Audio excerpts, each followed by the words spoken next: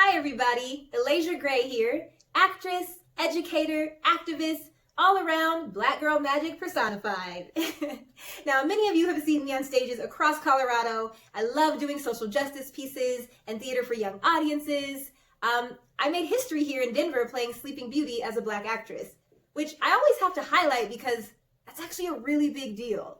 But, you know, I also do on-camera work, and in my career, I have come across some of the most less than smart comments regarding race, and I am so excited to share some of those comments, again, some of them, with you all today in a series that I call Acting While Black. Now, all of these statements or experiences actually happened.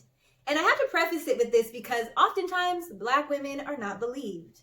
So, as you gasp in disbelief or laugh because of the ridiculousness of the statements, feel disgusted or even embarrassed because you might have been one to have said something dumb to me, I just want to remind you all that I am actually the one who had to endure these comments, all while trying to do my job. So, everybody buckle up and enjoy Acting While Black. Let's just start with a broad one. All ethnicities encouraged to audition. Can you give us a bit more attitude like Oprah? Whoo. When you raise the, this could be a potentially racist moment comment for the good of the show, and everyone is silent. Followed by moments later, that's interesting. Do you think you only get cast because you're Black? Ooh, you need to watch Bring It On. Now that one was a choreographer's implying that I couldn't dance because my body was naturally rejecting the way she was choreographing hip hop. Do you know blank? He's a Black actor too.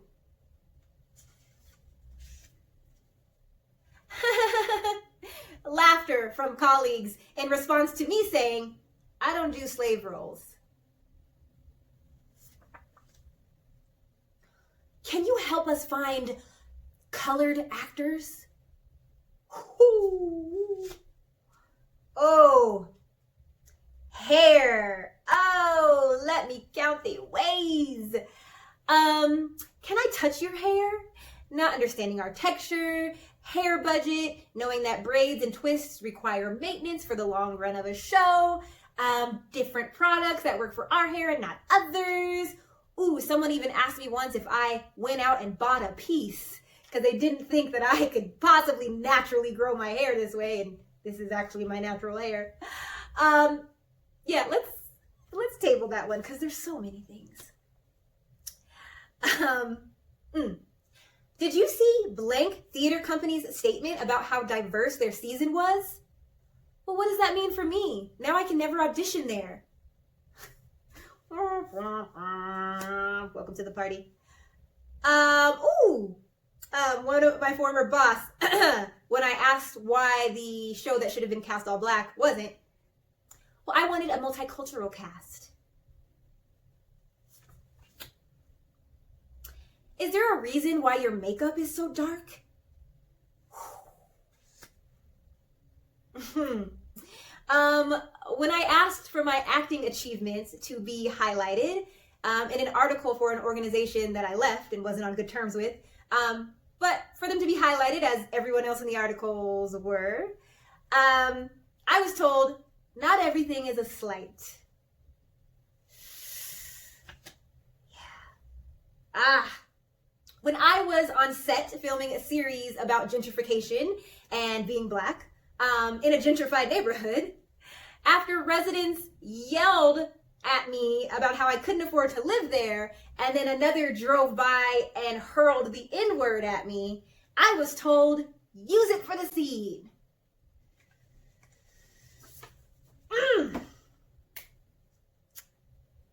Let's not loan out the Alasia colored blank. Yeah. Whew. Oh, thank goodness, a break. Ha! Kids say the darndest things. Bonus round. Ding, ding, ding, ding, ding. Now, kids do say the darndest things. And as I mentioned, I'm an educator and I've worked all across the state at several organizations, in schools, many schools. I direct children's theater. I run my own programming, which is very successful. And I'm actually, I think, the only Black female teaching artist at the Arvada Center. But one of the organizations that I used to work at is the largest arts organization in our state. And man, what I endured there. And you know, again, the kid comments, they say the darndest things, like I said. But when I spoke up about racism and the systemic racism specifically at this organization, ooh-wee, let's get into it. So kid statement wise, I've heard, are you from Africa? Why are your hands two different colors? Slavery is bad. Says who? I don't appreciate brown skin. This is followed by this child actually doing this to me anytime I would try to touch them because I didn't want my brown skin to touch them. Oh, my bosses told me to flag that, let it go. So-and-so is allergic to Black people. Now that one I was told to ignore and not discuss with my class as well. So as I said, I am not one for the shenanigans, and as I continue to speak up about racism happening amongst children, towards myself, towards kids of color, was I put in my place. And actually, this organization was one of the most systemically racist environment I have ever been in my entire life. And that's saying a lot. So here's what happened when I continued to speak up and document for over a year. And I worked there for 5. I was put on disciplinary action. I had my job threatened. I had my classes monitored. I was forced to have weekly check-ins, one of which left me away from my class for an hour in tears. Hostile work environment. I had an acting opportunity adversely affected. Microaggressions. I was silenced and told to not speak about any of the above. And the last 2 are my favorites. So this first one, especially because I facilitate race conversations all the time. I tour a whole show about it. And hello.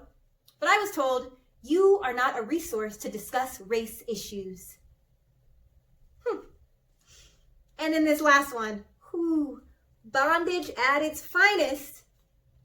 You can't teach across the street because we need to keep you close and in the building. That, alongside with being called the N-word, is probably the most disgusting thing that has ever been said to me. I obviously had since left that organization. So, as I mentioned, to wrap all these things up, this is what happens acting while Black and educating while Black. And I just want to speak to trauma really quickly as well, because for a lot of these instances, you have to shake them off in the name of doing your job and just move on. But some instances, like my former workplace, stick with you, and that is trauma. So meaning, anytime I've had to still rehearse in that building for other shows, have had to audition for other things there, because again, this community is small. I've had to run into my old boss and still hear the things that are being said. Still never an apology from this entire organization. And yeah, every time I have to list my teaching resume and talk about why I no longer work there and how I can't ask them for a reference. Trauma. So that's a story for another time and another series.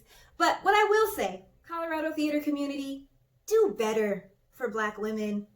Respect Black women. Listen to Black women.